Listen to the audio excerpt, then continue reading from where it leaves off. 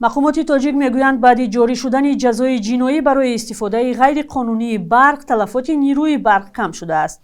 برای دزدی یا استفاده غیر قانونی نیروی برق امسال در تاجیکستان از 27,000 سامانی جریمه تا 10 سال زندان را پیش بینی کردند. بنا به اطلاع آژانسی نظارت دولتی انرژتیکی نزد پرزیدنت در 9 ماه سال روان صرفه بیهوده نیروی برق قریب 3% کاهش یافته است. کارمندان این نهاد یکجا با دادستانی شهر دوشنبه روز 11 نوامبر در خیابان‌های شهر همچنین به ساکنان طرز استفاده صرفه‌کارانه نیروی برق را فهمانده از آنها دعوت کردند که برق را بیهوده استفاده نبرند. این دعوت در شب و روز صورت می‌گیرد که ساکنان چند گوشه پایتخت از آن شکایت دارند که ساعت‌ها برق ندارند.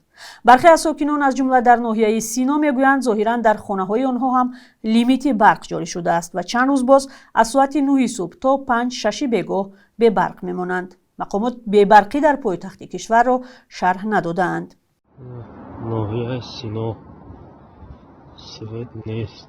یکم خانه لیمیت سر دادن رنگی دهات. قشنق یکم کامبودی نیست. سویته این را چیکار کنیم که جا مراجعت کنیم.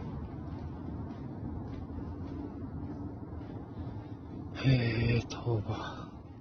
بینندگان عزیز، برنامه‌های آزادی را پیگیری کنید و دیرتر در رابطه با این موضوع تفصیلات با صحبت ساکنان نشر خواهد شد.